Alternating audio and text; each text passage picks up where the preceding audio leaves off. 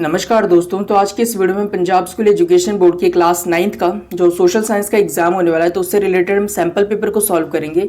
और इस sample paper में बहुत सारी इंपॉर्टेंट क्वेश्चंस होंगे, ठीक है, प्रीवियस ईयर क्वेश्चंस के बेसिस पर।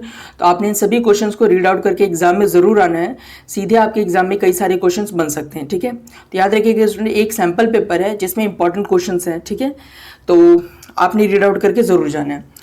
तो इधर हमारे पास सबसे पहले अगर स्ट्रक्चर की बात कर लें तो 3 घंटे का आपका एग्जाम होगा, 80 नंबर का आपके पास पेपर होगा, ठीक है। तो पहला पार्ट हम सॉल्व करते हैं, सेक्शन नंबर ए, जिसमें मल्टीपल चॉइस क्वेश्चन होंगे, 12 क्वेश्चन होंगे एक एक नंबर के, तो 12 नंबर का आपका एमसीक्यू क्वेश्चन होगा, ठीक है।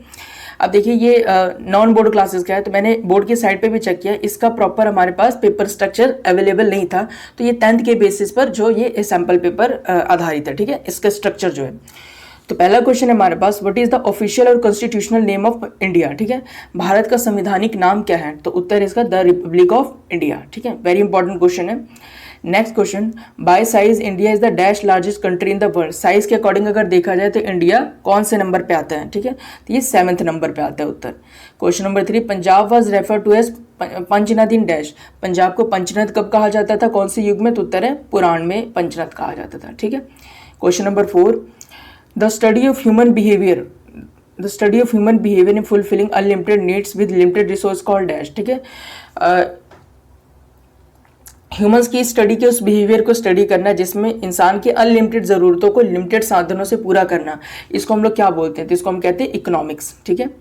Next question, what is the currency of England. England की करेंसी क्या है? तो उत्तर है पाउंड है, ठीक है। According to the 2011 census report India total literacy rate is dash, ठीक है। 2011 की सेंसस के अकॉर्डिंग इंडिया की जो लिटरेसी रेट है वो कितने परसेंट थी, ठीक है, तो वो आंसर है 74%, ठीक है। नेक्स्ट क्वेश्चन हमारे पास, व्हाट इज जजिया। जजिया क्या है? तो उत्तर है religious tax. Question number 8, Babur's autobiography Tuzuk Baburi और Baburnama was written in which language, ठीक है। बाबर की जो ऑटोबायोग्राफी थी जिसका नाम तुजुक बाबरी या फिर बाबरनामा था, किस भाषा में लिखी गई? तो ये टर्किश में लिखी गई है, ठीक है, Turkish. Question number 9, Guru Ramdas ji establish the town of dash. Guru Ramdas जी ने कौन सा शहर बचाया? तो उत्तर रामदासपुर, ठीक है। क्वेश्चन नंबर 10 है हमारे पास, the dash century is called the golden age of democracy. कौन से सेंचुरी को लोकतंत्र का गोल्डन एज कहा जाता है? तो इसका आंसर है 20th सेंचुरी को, ठीक है। क्वेश्चन नंबर 11 है, which country is not a permanent member of security council, ठीक है। संयुक्त राष्ट्र का इसमें से परमानेंट मेंबर कौन सा नहीं है? तो आंसर है जापान, ठीक है। सिक्योरिटी काउंसिल का परमानेंट मेंबर कौन नहीं है? जापान, ठीक है। उसके बाद सेक्शन नंबर बी आपके एग्जाम में आएगा, ठीक है, ऑब्जेक्टिव टाइप क्वेश्चंस होंगे, ठीक है, 12 क्वेश्चन होंगे एक एक नंबर के, तो 12 नंबर का आपका ऑब्जेक्टिव टाइप क्वेश्चंस होगा, ठीक है। पहला क्वेश्चन है, which ocean give birth to the Himalayas. Himalaya का जन्म किस ओशन के कारण हुआ? तो इसका आंसर है टेथिस के कारण हुआ, ठीक है। Tsunami is a word from which language. Tsunami किस भाषा का शब्द है? तो उत्तर है जापानीज वर्ड, ठीक है। The slope of the plains of Punjab is toward dam. तो पंजाब के जो स्लोप्स हैं वो कौन सी तरफ झुके हुए हैं? तो उसका आंसर है ईस्टर्न तरफ, ठीक है, पूर्वी तरफ। A teacher teaching his child is an economic activity. एक टीचर अपने बच्चे को पढ़ा रही है, इकोनॉमिक एक्टिविटी है कि नहीं? इसका आंसर फॉल्स है, नहीं, इकोनॉमिक एक्टिविटी नहीं। इकोनॉमिक एक्टिविटी में किसी न किसी तरह की पैसे की अर्निंग होती है, तो इसमें टीचर अपने बच्चे को पढ़ा रहे हैं तो ये इकोनॉमिक एक्टिविटी नहीं होगी, ठीक है। Punjab is also known as the dash of country. Punjab को कंट्री का क्या माना जाता है? तो फूड बास्केट माना जाता है। नेक्स्ट क्वेश्चन है, what does economics mean. Economic का क्या मतलब होता है? The meaning of economic is the science and study of money, trade and economics. तो इकोनॉमिक्स का मतलब होता है वो विज्ञान जो मनी से रिलेटेड स्टडी करता है, ठीक है, व्यापार से और अर्थशास्त्र से संबंधित, ठीक है, मतलब अर्थव्यवस्था से संबंधित। नेक्स्ट क्वेश्चन है हमारे पास, When was the present Punjab recognize on linguistic ground, ठीक है। पंजाब को मतलब भाषा के आधार पर कब डिवाइड किया गया था? तो 1 नवंबर 1966 को, ठीक है। नेक्स्ट क्वेश्चन, हु वर उलेमा। उलेमा कौन थे? मुस्लिम रिलीजियस लीडर थे। 10th question, the United nation was formed in 1945। United nation की स्थापना 1945 में, सही है गलत? इसका आंसर आएगा सही, ठीक है। Right any one definition of democracy. तो इसका आंसर है democracy is the principle. Democracy एक ऐसा सिद्धांत है in which the government is of the people, by the people and for the people. जिसमें जो सरकार होगी वो जनता की होगी, जनता के लिए होगी और जनता द्वारा होगी, ठीक है। 12th में हमारे पास dash is also representative democracy. किसको रिप्रेजेंटेटिव डेमोक्रेसी कहा जाता है? जिसको डायरेक्ट डेमोक्रेसी को, ठीक है। जो सेक्शन नंबर सी होगा आपके पास वो शॉर्ट आंसर टाइप क्वेश्चन होंगे, 8 क्वेश्चन होंगे 3-3 मार्क्स के, तो 24 नंबर का आपका शॉर्ट क्वेश्चन होगा, ठीक है। तो पहला क्वेश्चन है why is there 2 hour time difference between Arunachal Pradesh and Gujarat. तो गुजरात और अरुणाचल प्रदेश के टाइम में 2 घंटे का गैप क्यों होता है, ये आपने बताना है।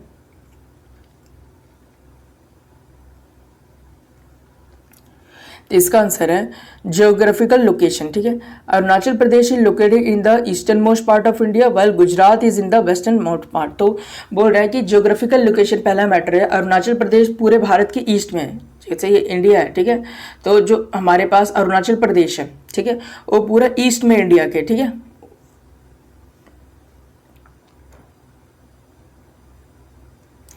अरुणाचल प्रदेश ईस्ट में, जबकि गुजरात जो हमारे पास ये वेस्ट में है। ठीक है, अब क्या बोल रहे हैं कि leading to difference in sunrise and sunset, जिसकी वजह से सूरज के निकलने में और डूबने में फर्क आ जाता है। ठीक है, earth rotation, the earth rotates from west to east, earth west से ईस्ट की तरफ मूव करता है। So places in the east, जो इस वजह से जो ईस्ट में जो प्लेसेस हैं, जैसे Arunachal Pradesh experience sunrise earlier than those in west. ठीक है, तो सूरज का जो निकलना है अरुणाचल प्रदेश पहले फेस करता है, क्योंकि हमारे पास जो सूरज होता है, ठीक है, वो ईस्ट से निकलता है। तो ईस्ट में जो हमारे पास अरुणाचल प्रदेश है, यहाँ पर सूर्य पहले ग्रो होता है। ठीक है, उसके बाद सूर्य की लाइट धीरे धीरे गुजरात तक पहुंचती है, वेस्ट में जो कि है गुजरात। ठीक है, अब क्या बोलते हैं single time despite the time difference India follows only one time zone. ठीक है, अब बोल रहे टाइम डिफरेंस होने के बावजूद भी इंडिया एक ही टाइम फॉलो करता है। ठीक है, किसकी वजह से, इंडियन स्टैंडर्ड टाइम की वजह से। ठीक है, which is based on 82.5 degree longitude. ठीक है, जो कि 82.5 डिग्री लॉन्गिट्यूड पर है। ठीक है, नियर मिर्जापुर इन उत्तर प्रदेश। ठीक है, अगला क्वेश्चन है हमारे पास, नेक्स्ट क्वेश्चन है हमारे पास, what is the difference between climate and weather. Climate और वेदर में क्या अंतर होता है। Climate refers to the consistent atmospheric condition of a place over a long period of time. ठीक है, तो क्लाइमेट का मतलब होता है, जलवायु का मतलब होता है एक समय, मतलब कि किसी पर्टिकुलर जगह की जो मौसम है, ठीक है, वो लंबे समय तक एक सही बना होता है। ठीक है, इसे क्लाइमेट बोलते हैं। जबकि while weather is short term condition such as wind, rainfall and temperature, जबकि जो वेदर मौसम होता है वो हर थोड़ी थोड़ी समय पर बदलता रहता है, कि अभी बारिश हो रही है तो थोड़ी देर बाद धूप खिल जाएगी। ठीक है, फिर हवा चलने लगेगी, तो वो पल पल बदलता रहता है। ठीक है, जबकि जो क्लाइमेट होता है लंबे समय तक सेम रहता है।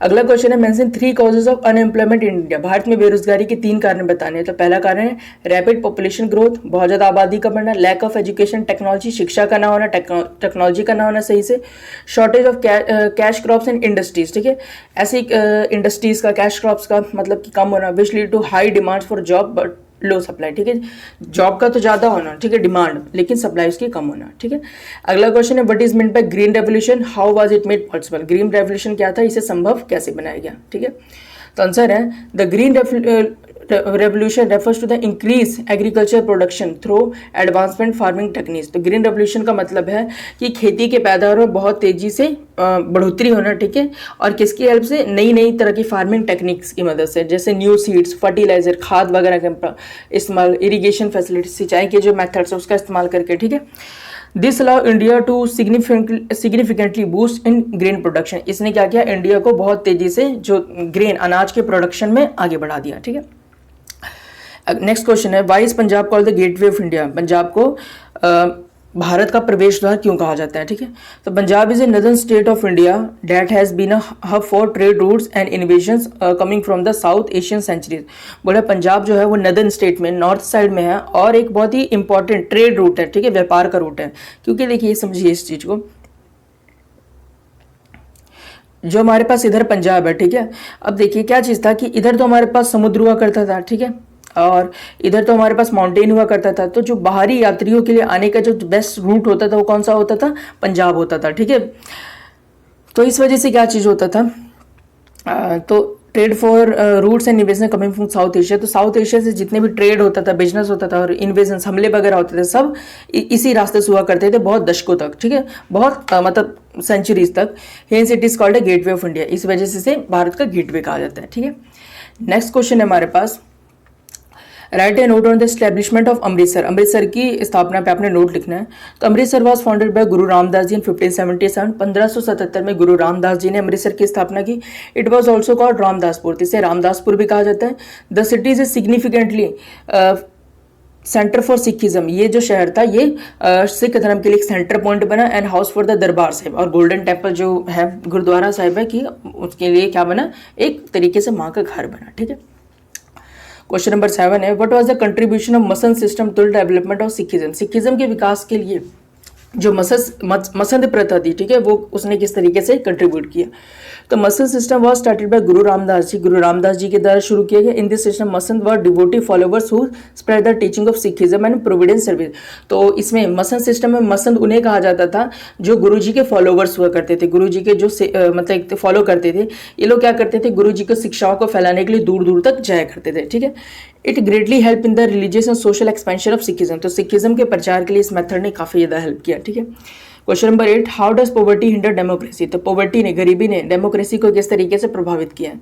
Poverty prevent people from accessing basic rights and education. तो पॉवर्टी ने क्या किया है, पॉवर्टी की वजह से जो बेसिक एजुकेशन और अधिकार है लोगों को नहीं मिल पा रहे, limited their participate in democratic process है। और डेमोक्रेसी में किसी भी तरह का अगर कोई भी हिस्सेदारी की जरूरत है तो उसमें जो पढ़े लिखे लोग नहीं है वो पार्टिसिपेट कर ही नहीं पा रहे क्योंकि उन्हें कोई प्रॉब्लम पता ही नहीं लग रही है। ठीक है, this increase economic inequality in weakness democracy, जिसकी वजह से क्या है, आर्थिक इनइक्वालिटी बहुत ज़्यादा आ रही है और जो हमारे डेमोक्रेसी को वीक कर रही है। ठीक है, सेक्शन नंबर डी जो हमारे पास होगा, सेक्शन नंबर डी जो हमारे पास होगा ये लॉन्ग आंसर टाइप क्वेश्चन होंगे। ठीक है, टोटल नंबर ऑफ क्वेश्चन 4 होंगे, 5-5 मार्क्स के, तो 20 नंबर का आपका लॉन्ग क्वेश्चन होंगे, सभी में इंटरनल चॉइस आपकी दी जाएगी। ठीक है, तो पहला क्वेश्चन है, right the difference between eastern and western Ghat. Eastern और वेस्टर्न घाट में अपने अंतर बताना है। ठीक है, पहला लोकेशन की अगर हम बात करें तो the eastern ghat are located on the eastern coast of India while the western Ghats are situated in the western coast. जो ईस्टर्न घाट है वो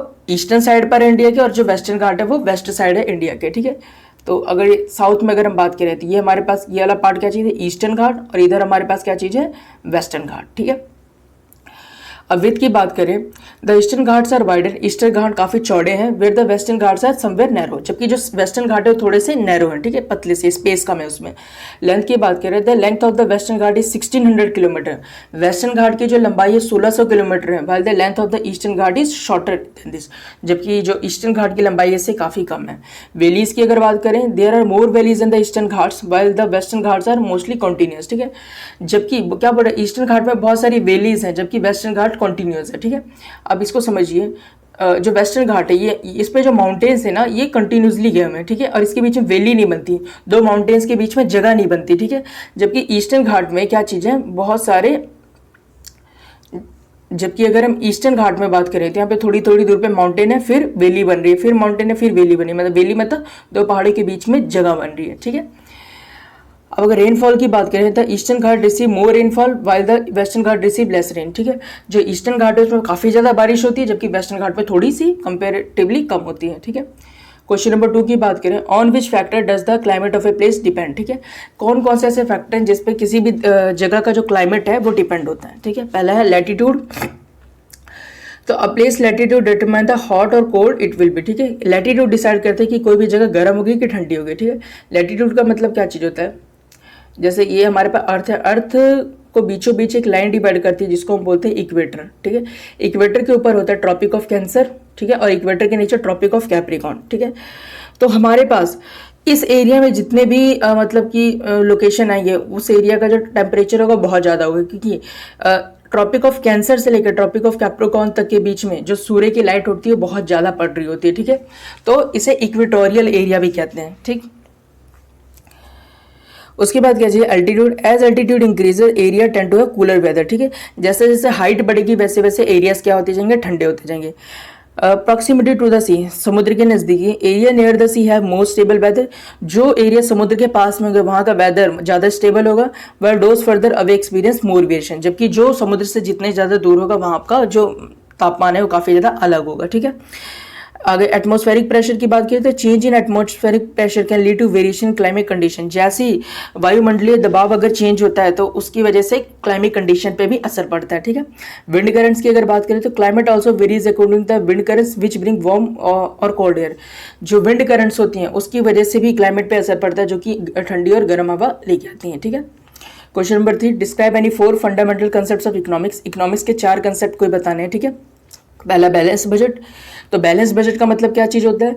the balance use of resources and finance is essential for proper economic development. ठीक है, तो क्या चीज़ है balance growth में? क्या चीज़ होता है कि जितना भी फाइनेंस है, पैसा है, ठीक है, जितने भी हमारे पास संसाधन है उसे सही तरीके से इस्तेमाल करना है ताकि इकोनॉमिक डेवलपमेंट हो सके। अपॉर्चुनिटी कॉस्ट क्या चीज़ होती है? The concept that when A resource is use for one activity the alternative must be foregone. ठीक है, तो अपॉर्चुनिटी कॉस्ट का मतलब यह है कि कोई भी जो हमारे पास रिसोर्स है, ठीक है, उसे सिर्फ एक ही एक्टिविटी में लगा देना और बाकी चीज़ों को इग्नोर कर देना। ठीक है, डिमांड एंड सप्लाई का मतलब क्या है? It drives the economy based on the coordination demand and supply. Demand and supply का मतलब क्या चीज़ है कि जिस चीज़ की जितनी डिमांड होगी उस चीज़ की उतनी ही ज़्यादा क्या की जाएगी? सप्लाई की जाएगी। किसी चीज़ की डिमांड ज़्यादा है तो सप्लाई भी ज़्यादा होगी, किसी चीज़ की डिमांड कम है तो सप्लाई भी क्या होगी? कम होगी। ठीक है, वैल्यू डिटर्मिनेशन का मतलब क्या है? Any item drives it's price based on demand and supply in the market. तो वैल्यू डिटर्मिनेशन का मतलब है कि किसी भी चीज़ का मार्केट में डिमांड कितनी है उसी अकॉर्डिंग उसकी सप्लाई की जाएगी। इसको हम बोलते हैं वैल्यू डिटर्मिनेशन। ठीक है, जैसे मान लीजिए पेंसिल है, पेंसिल की डिमांड ज़्यादा है, ठीक है, तो इसकी सप्लाई ज़्यादा की जाएगी, इसी तरीके से इसकी प्राइस भी क्या हो जाएगा? बढ़ जाएगा। ठीक है, फाइनेंशियल स्टेबिलिटी की बात करें तो people use of money and investment help in maintain economic activity. तो फाइनेंशियल स्टेबिलिटी का मतलब है कि लोग जो पैसे का इस्तेमाल करेंगे प्लानिंग के लिए, इन्वेस्टमेंट के लिए, इससे क्या होगा? इकोनॉमी स्टेबल होगी। ठीक है, question number 4, what steps had been taken by the government for the spread of education. शिक्षा के प्रसार के लिए सरकार ने कौन कौन से स्टेप उठाए? थोड़ा सा मैं शॉर्ट में बता देता हूँ। सर्व शिक्षा अभियान लेके आए थे सरकार, जिससे 6 से 14 साल के बच्चों को कंपलसरी एजुकेशन मिल सके, ठीक है, फ्री में। मिड डे मील लेके आए थे सरकार ने ताकि गवर्नमेंट स्कूल्स में क्या चीज़ हो कि एक इनिशिएटिव मिल सके जैसे काफ़ी बच्चे हैं, ठीक है, और उनकी जो न्यूट्रिशन से संबंधित प्रॉब्लम है उसको सॉल्व किया जा सके।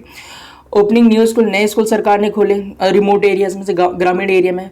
लीगल फंडामेंटल राइट्स, ठीक है, एक ऐसे मौलिक अधिकार ही बना दिए शिक्षा का। ठीक है, डिजिटल एजुकेशन की सिस्टम लेके आए ताकि घर घर तक एजुकेशन पहुंच सके। ठीक है, क्वेश्चन नंबर 5 है, कंट्रीब्यूशन है Shri Guru Ramdas ji in the development of Sikhism. Sikhism के विकास में गुरु रामदास जी का, अमरदास जी का क्या योगदान था, ये बताना है हमने। तो सबसे पहले गुरु अमरदास जी ने लंगर सिस्टम को काफ़ी मजबूत किए। ठीक है, दूसरा क्या हुआ? इंपॉर्टेंस ऑफ वीमेन, महिलाओं के मतलब कि स्टेटस को ऊपर करने के लिए काफ़ी योगदान दिया था गुरु अमरदास जी ने। मैनेजमेंट ऑफ संघर्ष, ठीक है, संघर्ष की मतलब को काफ़ी ज़्यादा मजबूत किया गुरु रामदास जी ने। ठीक है, प्रमोशन ऑफ यूनिवर्सल, पूरे लव को मतलब कि एक यूनिवर्सल टाइप बना दिया। ठीक है, ताकि इक्वालिटी और ह्यूमैनिटी पूरी दुनिया में बने। ठीक है, प्रमोशन ऑफ स्पिरिचुअल सेलिब्रेशन, जितने भी गुरु साहिबान के बर्थडेज वगैरह आते थे, ठीक है, इवेंट्स वगैरह आते थे, उन सभी को सेलिब्रेट करने का एक तरीके से जो प्रोसेस आगे बढ़ाए थे वो उन्होंने गुरु अमरदास जी ने बढ़ाए थे। ठीक है, क्वेश्चन नंबर 6 है हमारे पास, what were the reasons for Guru Arjan Dev जी मार्टिरडम। तो गुरु अर्जन देव जी की शहीदी के कौन कौन से कारण थे ये आपने लिखना है। तो अपोजिशन फ्रॉम जहांगीर, ठीक है, Mughal empire Jahangir saw Guru Arjan Dev ji as a threat due to the growing influence of Sikhism. जैसे जैसे सिखिज्म का विकास हो रहा था तो जहांगीर को ये डर लग रहा था कि जहांगीर जो गुरु जी हैं वो मुगल एम्पायर के लिए बहुत बड़ा खतरा बनता जा रहे हैं। ठीक है, support for Khurram, Guru ji assist Khurram the future Shah Jahan with made Jahangir angry. ठीक है, तो गुरु जी ने खुर्रम की मदद की थी, ठीक है, जो फ्यूचर का शाहजहां था, खुर्रम की मदद की थी, जिससे क्या चीज़ थी, जहांगीर को काफ़ी गुस्सा आया था। Spread of Sikhism, Guru ji's action increase popularity of Sikhism. Guru ji जैसे जैसे कर्म करते जा रहे थे उससे सिखिज्म काफ़ी तेजी से बढ़ता जा रहा था, पॉपुलर होता जा रहा था, विच जहांगीर कंसिडर्ड अ थ्रेट, जिसकी वजह से जहांगीर को एक तरीके से अपने लिए खतरा महसूस हुआ। Religious intolerance, Muslim clerics pressurize Jahangir to view Guru Arjan Dev ji as an opponent. ठीक है, जो मुस्लिम क्लैरिक्स वगैरह हुआ करते थे, एक तरीके से धार्मिक नेता वगैरह जो हुआ करते थे, तो प्रेशराइज कर रहे थे जहांगीर को कि गुरु अर्जन देव जी को एक तरीके से अपोनेंट की तरह अपने देखे, ठीक है, दुश्मन की तरह ही देखे। तो एक तरीके से जो जहांगीर के सपोर्टर्स वगैरह थे वो उनको भड़का रहे थे। ठीक है, refuse to pay tax, Guru ji refuse to pay the jizya and any religious tax which led to his martyrdom. ठीक है, तो क्या चीज़ हुआ, गुरु जी ने जजिया वगैरह पे करने से साफ मना कर दिया। ठीक है, और ये भी कारण था कि उनको शहीदी दी गई थी। ठीक है, इसके अलावा बहुत सारे और भी कारण थे, मेन कारण ये थे। Question number 7, right a note on United Nations.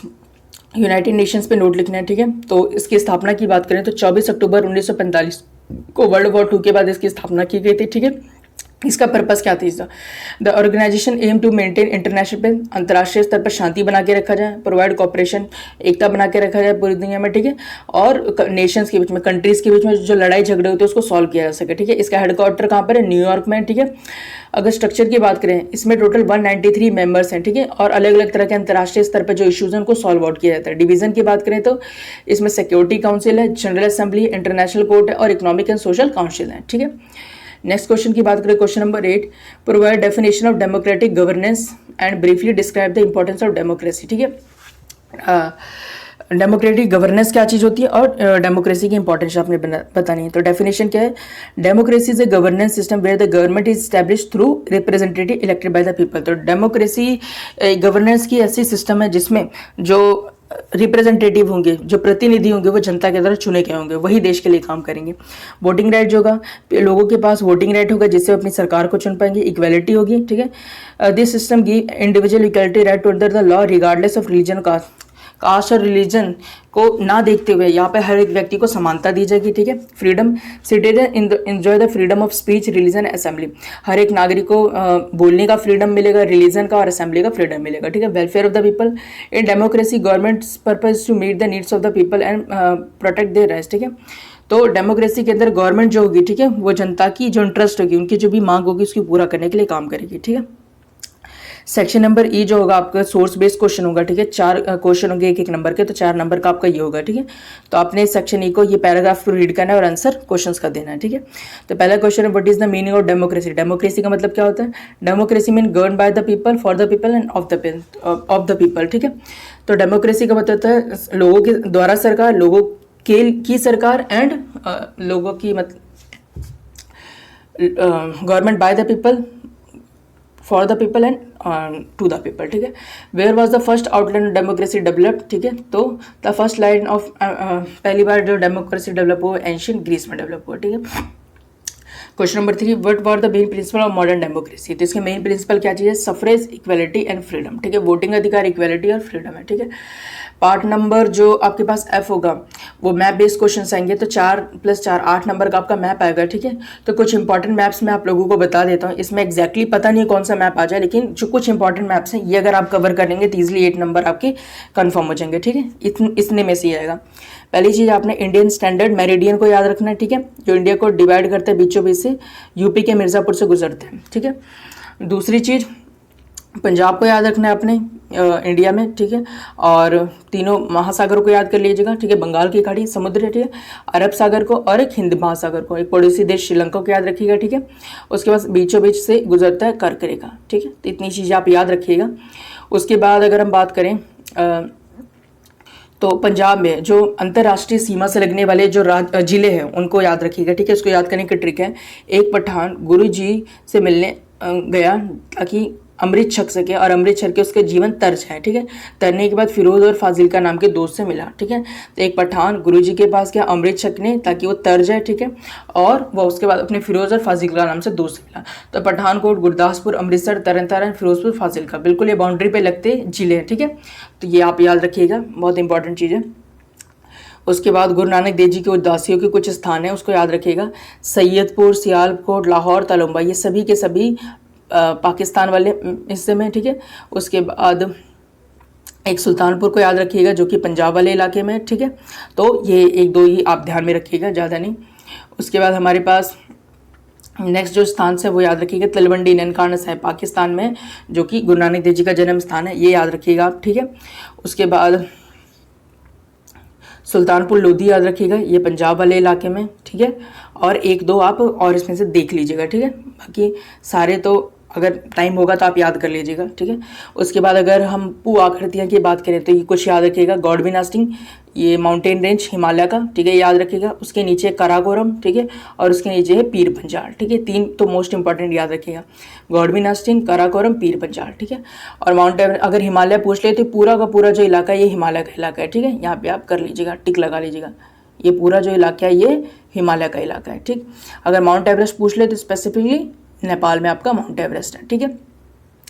तो इतना चीज़ याद रखिएगा इसमें ठीक। और उसके बाद ये मोस्ट इंपॉर्टेंट, इसको आप याद रखिएगा, पूरे के पूरे हमारे पंजाब को 3 पार्ट्स में डिवाइड किया गया, ठीक है। अब बीच को अगर सेंटर पॉइंट मान ले तो ऊपर माझा का रीजन और द्वाब का रीजन है, और नीचे हमारे पास मालवा का रीजन है। ऊपर माझा और द्वाब में और नीचे मालवा में डिवाइड किया गया है, ठीक है। तो इसी के साथ मैप वर्क के हमारे इंपॉर्टेंट सारे टॉपिक्स कवर हुए। ओके स्टूडेंट्स, तो इंपॉर्टेंट जितने भी क्वेश्चंस थे वो सारे मैंने कवर कर दिए हैं, ठीक है। इन सारे क्वेश्चंस को आपने एग्जाम के लिए रीड आउट करके जरूर जाना है, कई क्वेश्चन एग्जाम में आपके बन सकते हैं, ठीक है। तो इसी के साथ हमारी सैम्पल पेपर खत्म हुआ, ठीक है। तो मिलते हैं नेक्स्ट वीडियो में, तब तक के लिए थैंक यू वेरी मच।